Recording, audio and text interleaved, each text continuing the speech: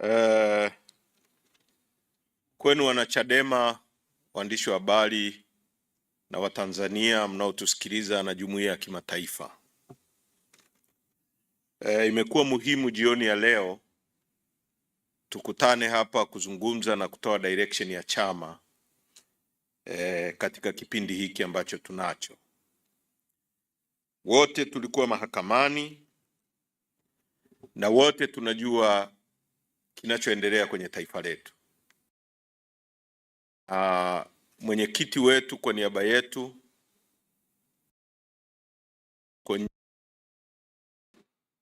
kwa niaba ya wanachama wote na Watanzania, nataka niseme kwamba hii vita tumejiandaa kuipigana na pumzi tunayo. Samia anachotaka afanye na serikali yake, lakini sisi hatuko tayari kukata pumzi, hatuko tayari kupigia magoti uovu. Na wote mmemwona mwenyekiti, mmeona spirit yake, amejiandaa sawa sawa. Hivi vitisho vya maigizo ambavyo vimefanyika kwa muda mrefu sana kwenye nchi hii, kwamba kufanya siasa ambayo tumekubaliana kufanya tangu 92 iwe inafanywa kwa hisani ya CCM, utawala huu wa Chadema umekataa. Tutafanya siasa kwa sheria, sio kwa hisani ya Samia, sio kwa hisani ya CCM. Kwa hiyo kwenu wanachama, msijisikie vibaya wala msitetereke. Dunia inaona na sisi tunaona, na hili la mwenyekiti Lissu kukamatwa na kuweka ndani, msisahau kwamba ni mwendelezo wa vitisho vya kutaka kutupigisha magoti, na havijaanza na yeye kukamatwa. Genesis ya haya yameanza ndani ya CCM yenyewe. Ukisoma kanuni za uchaguzi za CCM, ibara ya 9 inaeleza utaratibu wa Samia Suluhu Hassan aliyopaswa kufuata kuchukua fomu ya chama chake. Hakufuata huo utaratibu. Utaratibu wa CCM yenyewe kwenye kanuni zake, ibara ya 9 umeeleza namna mtu anavyotakiwa kuchukua fomu, ni wakati gani watu wanachukua fomu. Unatakiwa uchukue fomu wakati ambao uchaguzi umetangazwa. Samia Suluhu Hassan ameteuliwa na kupitishwa kuwa mgombea mwezi wa kwanza, bunge halijavunjwa, chama chake hakijatangaza uchaguzi. Baada ya kuwa amepitishwa, akaangalia nje huko, kompetita wake ni nani? Mwenyekiti Tundu Lissu. Anamuweza Tundu Lissu? Kwa hiyo nimkamate, nimweke ndani kwa kesi ambayo hata haikuwa planned. Ilikuwa ni kesi ya yeye kujirescue, apate utawala na utaka kwa njia zozote, by any means necessary. The end will justify the means. Akamkamata Lissu, amekaa naye. Watanzania walipo resist kwamba hatuwezi kwenda kwa uchaguzi huu, na kama mtakumbuka, sisi tulisema tangu mwanzo kwamba tuko tayari hata aongezewe muda wa kukaa madarakani ili mradi reforms zifanyike. Tulisema na katika hilo tumekutana na watu wengi. Tumekutana na mabarozi, tulikutana na shura maimamu, tulikutana na Legal Human Rights Center, tumekutana na watu wengi. Tumekutana na mzee Butiku wakiwa na mzee Warioba kumweleza kwamba hatuko tayari tena nchi hii kuendelea watu wachache kujiweka madarakani kwa mabavu, kwa kuua watu, kwa kumwaga damu. Tuko tayari ajiongezee muda, afanye reforms, tuingie kwenye uchaguzi ambao ni halali. Hakuwa tayari kwa hilo. Aliamua kutumia shortcut. Watanzania walipokataa, nini kilichotokea tarehe 29? Wakaua maelfu ya watu. Sasa haya msiyasahau.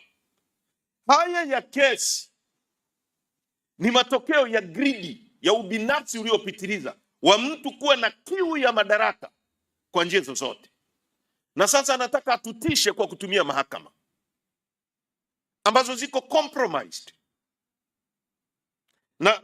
Na leo mimi nimesikitishwa sana na kilichotokea na ni muhimu mkaelewa. Tangu tuchaguliwe mpaka sasa, leo ni siku ya 578 ya 570. Chama hiki kimekuwepo tangu mwaka 92. Hakijawahi kupita misukosuko mikubwa kama hii ambayo tunapitia leo. Siku ya 576, kati ya hizo siku 576 za sisi kuwa madarakani, siku 309 chama hiki kilizuiliwa kufanya kazi. Ni coincidence? Sio coincidence. Sio coincidence. Ni matukio ambayo yako planned kuzuia uongozi wa chama chetu huu wa sasa kufanya shughuli zake. Kwa hiyo ukichukua 576 ukatoa siku 309, zinabaki siku ngapi pale?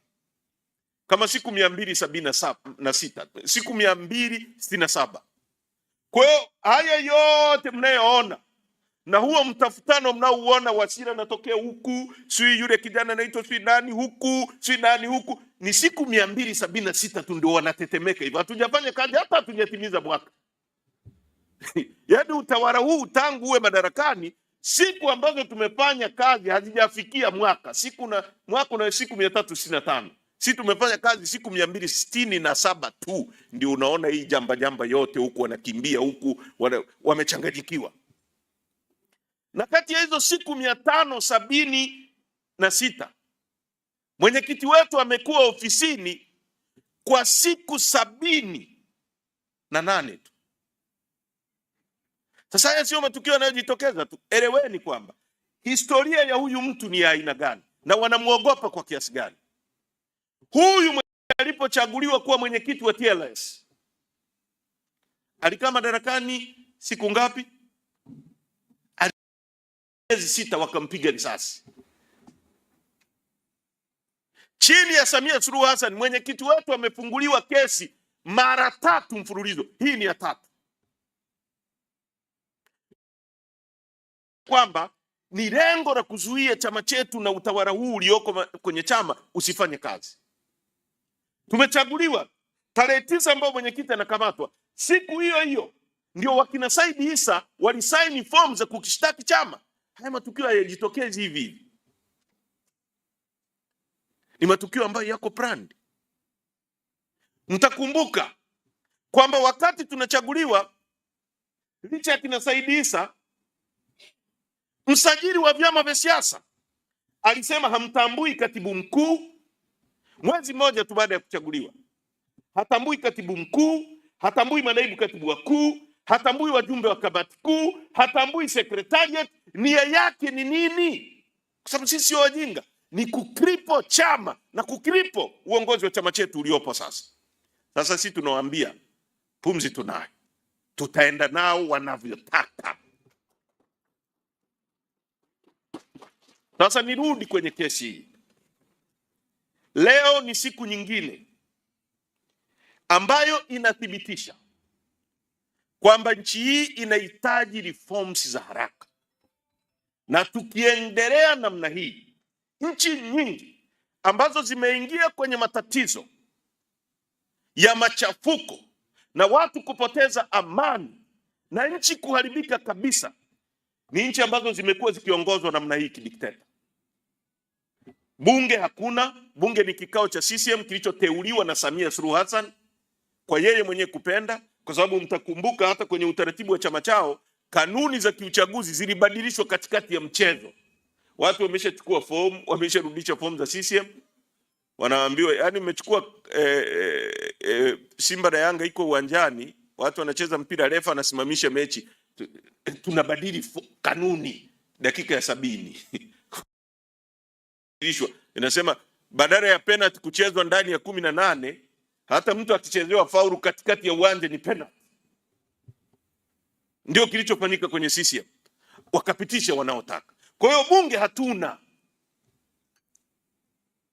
ni kikao cha CCM kinacholipwa fedha za nchi. Security forces, polisi, ndio hawa wanatuhumiwa kuteka, wanatuhumiwa kuumiza watu, wanatuhumiwa kudhuru watu. Security forces zote. Hata juzi nimeona kijana mmoja kule Arusha ameumizwa mpaka jeshi usu limefikia sehemu linaua watu, wanatesa wananchi, wanawavua nguo, wanawaraza kwenye miba.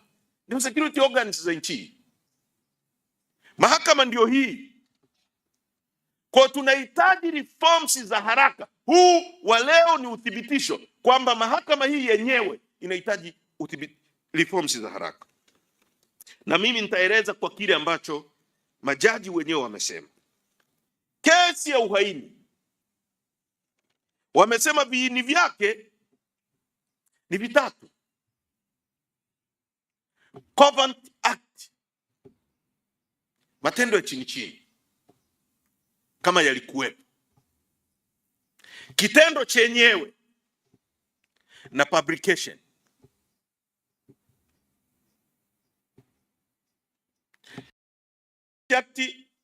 Hakukuwa na ubishani kwamba haikuwepo. Kitendo chenyewe cha uhaini cha kujaribu labda kupindua serikali hakikuwepo, hakukuwa na ubishani. Kilichokuwepo ni publication. Shahidi wao wa 17 anayeitwa P amekuja akasema Lissu sio aliye publish, ni yeye. Yeye ndo alichukua picha, yeye ndo aliye publish. Lissu sio mtu aliye publish kwenye mtandao, sio wa nini, wa Jambo TV. Sasa hiyo kesi inasimama kwa miguu gani? Hai.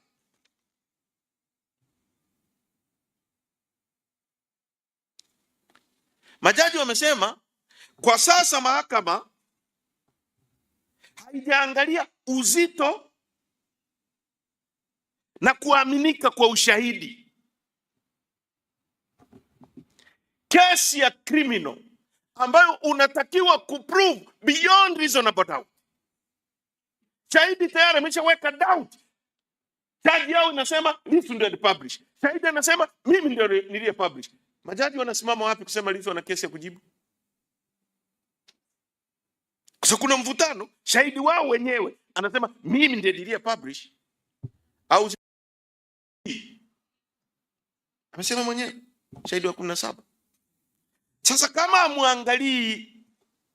hamwangalii uzito wa ushahidi na kuaminika kwa ushahidi, mmeestablish vipi kwamba Lissu ana kesi ya kujibu?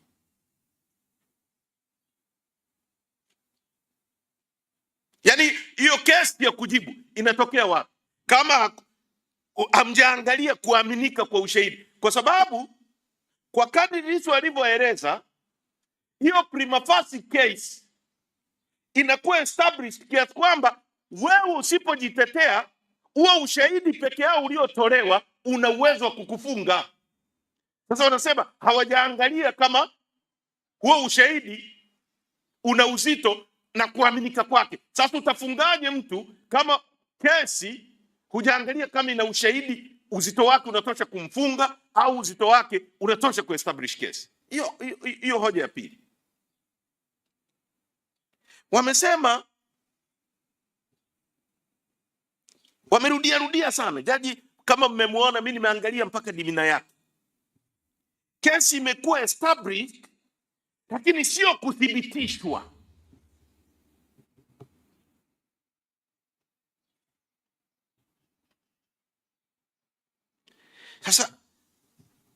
Sasa kama umeestablish kitu, Mwalimu Leitama ni mwalimu wa Kiingereza.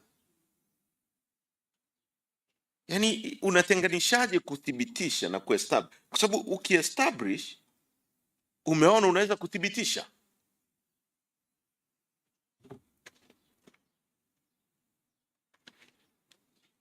Sasa ndugu zangu, sisi hatuwezi kupiga magoti. Hizi kesi zote malengo yake ni nini? Na hii mapambano yote dhidi ya chama chetu, dhidi ya uongozi wa Mheshimiwa Tundu Lissu ni kujaribu kutumia kila mbinu. Mbinu ya kwanza, kamate Mheshimiwa Lissu, kataa uongozi, honga watu. Kuna vibaraka wamehongwa huko. Tumia kila mbinu, honga wakina Said Issa waliopungua kesi, zuia chama siku 309, vyote kinyume cha sheria. Sasa kwa sababu sisi ni watu tumesimama kubadili historia ya nchi hii once and for all, watoto wetu, vijana wetu wa Tanzania wasije kuishi kwenye mfumo huu wa kijinga ambao mtu mmoja analala, anaamua upumue au ufe, ulale ndani usilale ndani, ulale nyumbani kwako usilale nyumbani kwako, mali ulionayo kama umepata kihalali ni ya kwako sio ya kwako, yeye akiiba ni halali, yani mtu mmoja. Sisi huo mfumo taufai, tutapingana nao, na Lissu amejiandaa kwa marathon hiyo, na tunataka tuiambie jumuiya ya kimataifa, hawa waliokuwa nawaambia wako tayari kwa maridhiano, hawako tayari kwa maridhiano yoyote, wako tayari kublackmail watu wapige magoti, na sisi hatuko tayari kwa hilo. Hawa watu wamefungua kesi ya uongo, na kama wangekuwa na nia njema leo, upande wa serikali, kabla hata ya kuangalia mahakama ambao wanaiweka kwenye msalaba, ianikwe, kila mtu aone, na kila mtu sasa awe na kiu zaidi ya kupambana kutafuta reforms. Na mtakumbuka hata Kenya, baada ya mabadiliko ya katiba yao, walisema kabisa kwamba majaji wote waliokuwepo zama za Moi, kila mtu aombe kazi upya. Ni kwa sababu ya mambo kama haya. Kwa sababu ya mambo kama haya. Sasa jumuiya ya kimataifa ione kwamba hawa watu ni watu waliokuwa wanatumia maneno kujaribu kuportray kwenye dunia huko kwamba ni watu wema, lakini dhamira yao ni hii. Dhamira yao ni kuua chama chetu. Dhamira yao ni kuua kila mwana mageuzi anayetaka kuinuka. Dhamira yao ni kutisha kila mtu, alafu wanakuambia sema kile tunachotaka.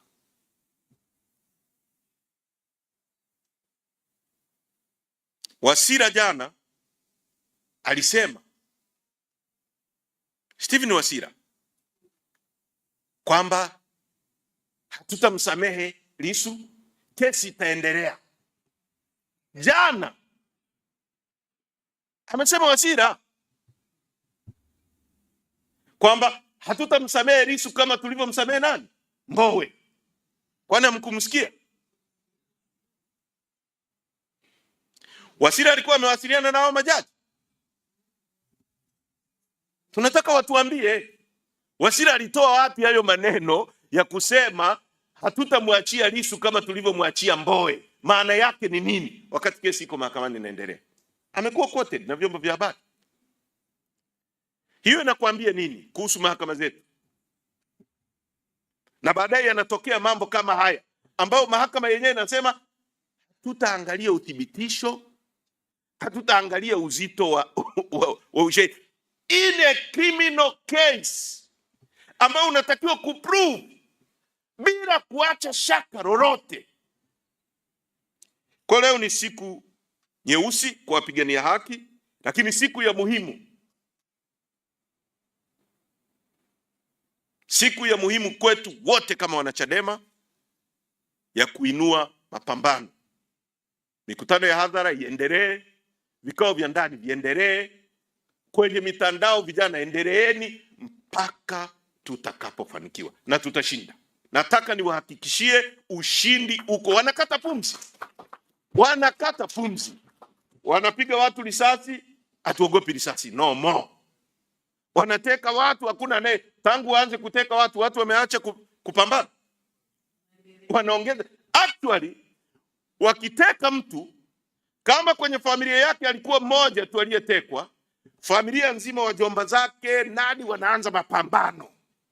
Kwa kila siku, kila wanachokifanya wanaongeza maadui. Wakifunga mtu, mzee Arutwe Mugwai, kaka yake Lissu ni mwana CCM. Kama alikuwa anaifikiria vizuri CCM, leo inamuonea mdogo wake, ataifikiria vizuri. Mama yake Polepole, wana CCM hao wameteka mtoto wake. Mama yake Polepole atawaona vizuri, wadogo zake Polepole watawaona vizuri, wajomba zake watawaona vizuri, shangazi zake, watoto wa kaka zake. Kila wanachofanya is a kick of a dying horse. Ni farasi anayekufa, ni mateke ya mwisho. Au mtu aliyebebwa na maji mto Mara pale, anaona kajani anashika, anaenda nako, kamti anaenda nako, akiona si nini anang'ang'ania mpaka anafikia sehemu, stage ya mwisho anaanza kushika na maji yenyewe, anafikiri yatamsave. You are going, you are being drowned, you are going. Serikali hii dhalimu sisi hatutaipigia magoti, na nimekuja kwenu wana Chadema kupitia waandishi wa habari kuambia muwe majasiri. Tumeongea na mwenyekiti wetu, yuko in a very high spirit, amejiandaa, yuko vizuri sana. Tumeongea naye pale, yuko vizuri sana, yuko charged. Yani atawatambaza na magoti. Na waje, si walisema kuna kesi bana, waje wathibitishe maneno haya, waache waje. Fikiri tuna pumzi ya kidogodogo hivi, tutakuweka ndani miezi miwili uje unatambaa, nisamee. Hakuna. Kama hatujafanya kosa, hakuna kosa, full stop. Tunaelewana vizuri? Kwa kwenu wana Chadema, kafanyeni kazi. Asanteni. Huu uamuzi umesikitisha, lakini ni wa muhimu wa kihistoria ambao huko mbeleni watu wengine wataangalia, watasoma na majina yao, watajiuliza ilikuwaje, na historia itatuweka mahali tunapostahili. Asanteni sana na Mungu awabariki.